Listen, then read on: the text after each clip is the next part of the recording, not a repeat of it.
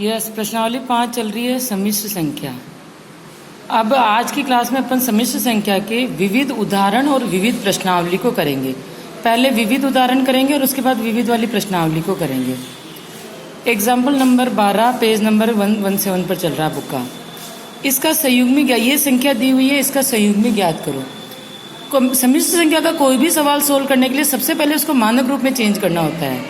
पहले इसको, अब इसमें जैसे गुणा है तो इसको इससे गुणा करेंगे और इसको इससे गुणा करेंगे। 3 को 2 से गुणा किया, 3 को 3 से किया 9 आयोटा, -2 को इससे किया तो -4 आयोटा, और -2 आयोटा को इससे किया तो -6 आयोटा स्क्वायर।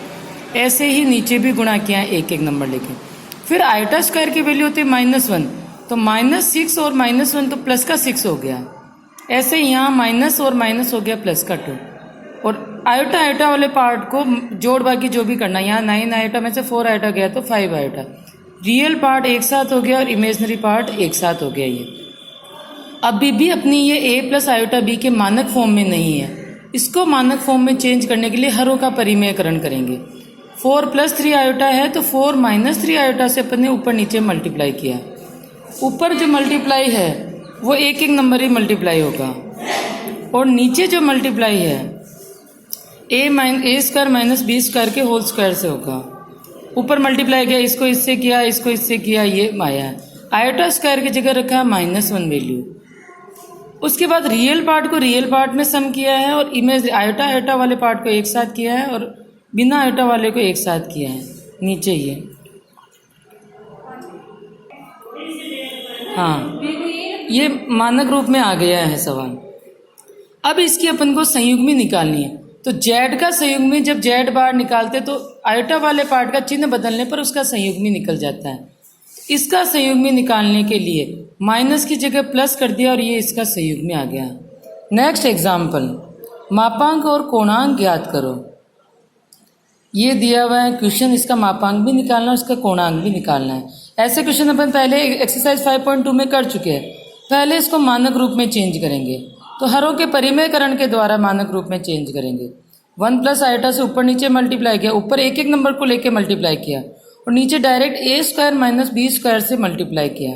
अब आयोटा स्क्वायर की वैल्यू होती है -1, यहाँ भी -1 लिखा और यहाँ भी -1 लिखा है। तो इसका जो सॉल्यूशन आया वो आया केवल आयोटा।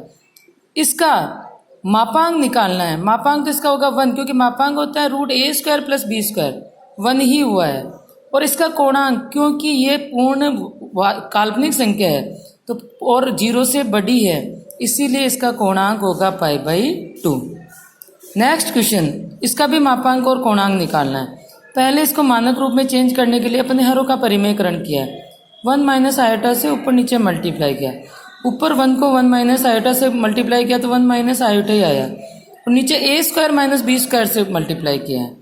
आयोटा का स्क्वायर हो गया -1, माइनस और माइनस हो गया +1, यानी अपनी वैल्यू आई है ये। अब इसका मापांक r बराबर होता है √a² + b²। a भी 1/2 है और b भी है 1/2। -1/2 है पर -1/2 का स्क्वायर भी प्लस में होगा। तो ये हुआ है इसका मापांक। और कोणांक देखो, रियल पार्ट तो है वो पॉजिटिव है, यानी ये x तो पॉजिटिव है, और इमेजनरी पार्ट जो है वो नेगेटिव, यानी ये चौथे चतुर्थांश में है। चौथे चतुर्थांश में जो कोणांक होता है -tan−1 b/a होता है। b की वैल्यू 1/2 और a की वैल्यू भी 1/2। तो tan−1 की वैल्यू होती है π/4, और ये आगे माइनस लगा हुआ इसलिए माइनस का π/4। Next important question, x + iota y यदि ये दिया हुआ है तो सिद्ध करो कि x² + y² बराबर 1 होता है।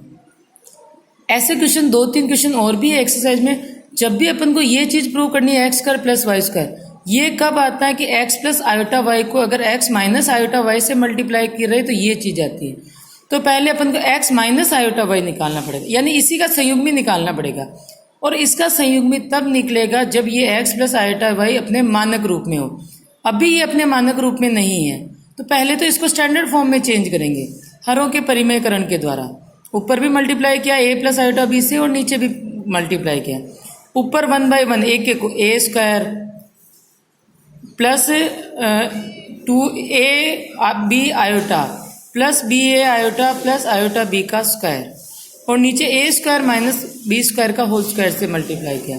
अब आयोटा स्क्वायर कितना होता है -1, तो ए स्क्वायर माइनस बी स्क्वायर तो हो गया रियल पार्ट और ये हो गया इसका इमेजनरी पार्ट। नीचे आयोटा स्क्वायर -1 होता है, माइनस और माइनस हो गया प्लस का 1, यानी ये तो हो गया रियल पार्ट और ये हो गया इसका इमेजनरी पार्ट। अब अपन को जेड बार यानी इसका संयुग्मी निकालना है, x माइनस आयोटा वाई। इस वाले का केवल चिन्ह चेंज हो जाएगा, ये प्लस है तो इसका क्या लग गया माइनस। अब अपन को x square plus y square बराबर 1 करना है, यानी इन दोनों को मल्टीप्लाई करेंगे। इसको इससे मल्टीप्लाई किया जेड बार, इसको जब मल्टीप्लाई किया तो एक्स स्क्वायर और वाई स्क्वायर ही आता है, तो ये पार्ट तो मिल गया।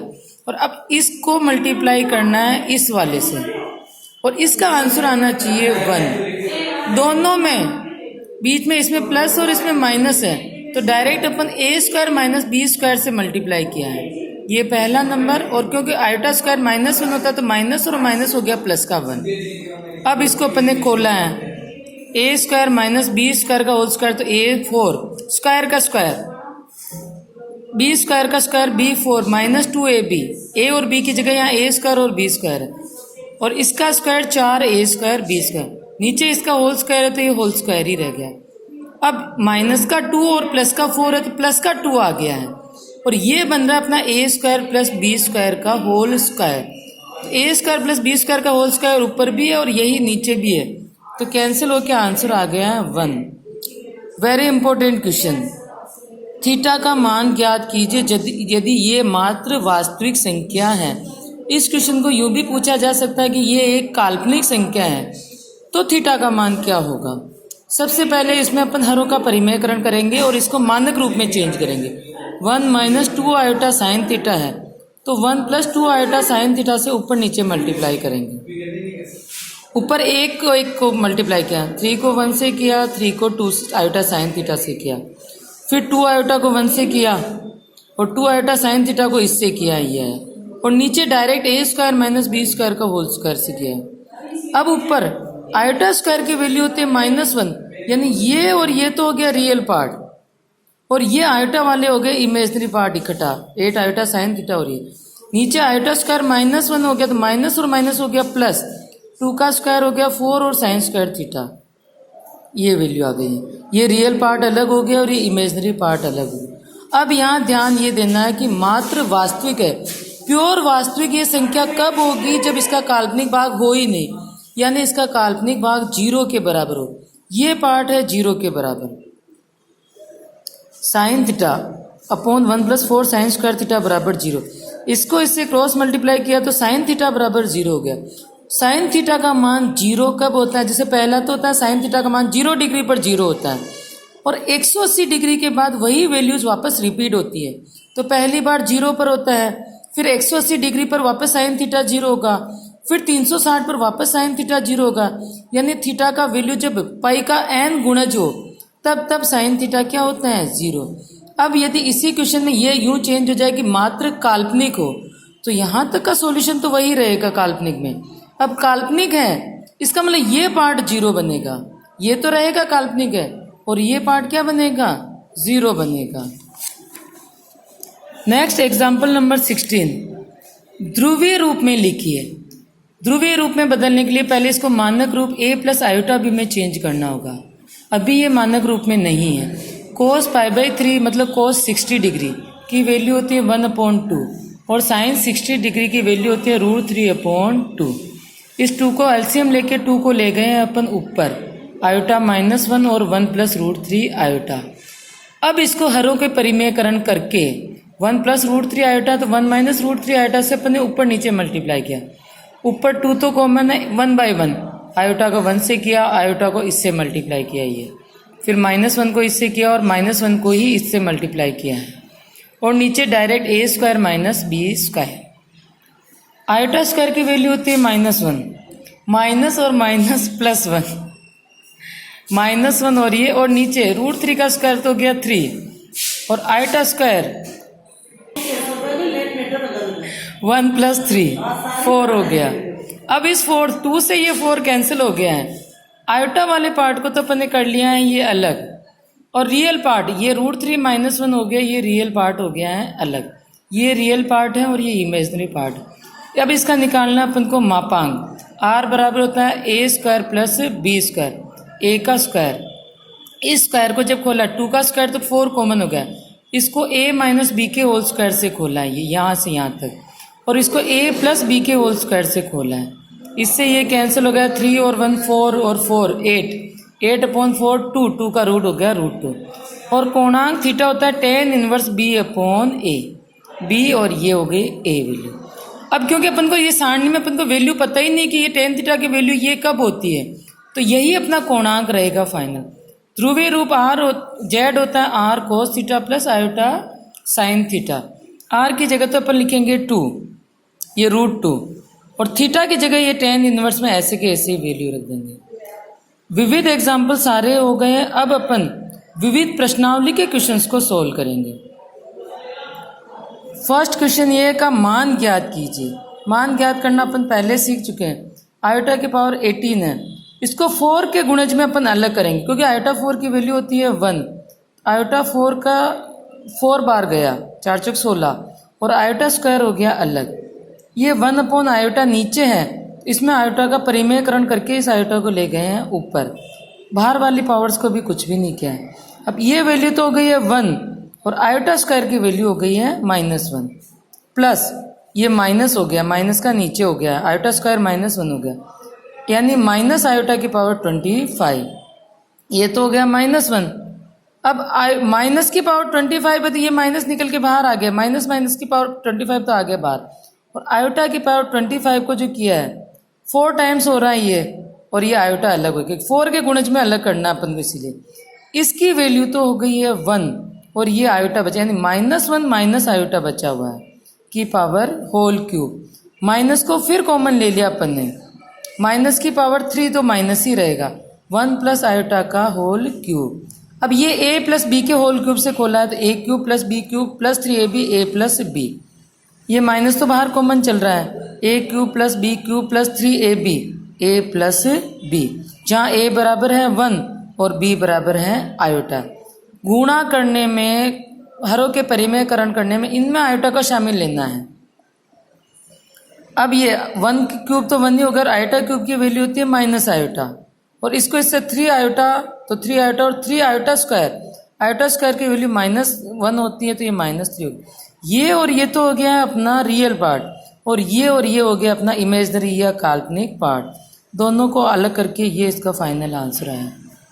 नेक्स्ट इंपॉर्टेंट क्वेश्चन, किन्हीं दो सम्मिश्र संख्याओं Z1 Z2 के लिए ये चीज़ अपन को सिद्ध करनी है। अब यहाँ पर अपन को RE का मतलब होता है real part, Z1 of and Z2। Z1 और Z2 को गुणा करने पर उसका जो रियल पार्ट आता है वो Z1 के रियल पार्ट और Z2 के रियल पार्ट के गुणा माइनस Z1 के इमेजनरी पार्ट और Z2 के इमेजनरी पार्ट के गुणा के इक्वल होता है। संख्याएं दी हुई नहीं है तो संख्या अपन मानेंगे। Z1 बराबर हो गया जैसे A1 प्लस आयोटा B1 और Z2 हो गया A plus iota B2। Real part of Z1 क्या है A1, real part of Z2 क्या है A2, और इमेजनरी पार्ट हो गए इनके ये। पहले इस पक्ष को सोल्व करेंगे।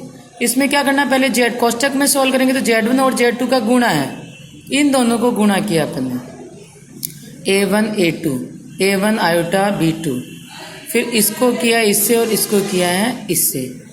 उसके बाद आयोटा स्क्वायर की वैल्यू रखी -1, तो ये और ये तो हो गया रियल पार्ट और ये पूरा हो गया है इमेजनरी पार्ट। तो रियल पार्ट हो गया ये RE ऑफ Z1 Z2, ये रियल पार्ट हो गया और ये हो गया इमेजनरी पार्ट। अब इस पक्ष को देखो, RE Z1 यानी रियल पार्ट ऑफ Z1 कितना है A1, RE Z2 A2, imaginary part of Z1 B1, imaginary part of B2 ये B2, Z2 का हो गया B2। अब यहाँ वैल्यू रखी अपन ने, इन दोनों के रियल पार्ट का multiply, A1 into A2 minus B1 into B2, जो कि अपना इस पार्ट का आंसर आ रहा है। Solve. Next question, question number 3, इसको मानक रूप में लिखना है। बड़ा क्वेश्चन, मानक रूप का मतलब A प्लस आयोटा B के रूप में लिखना है।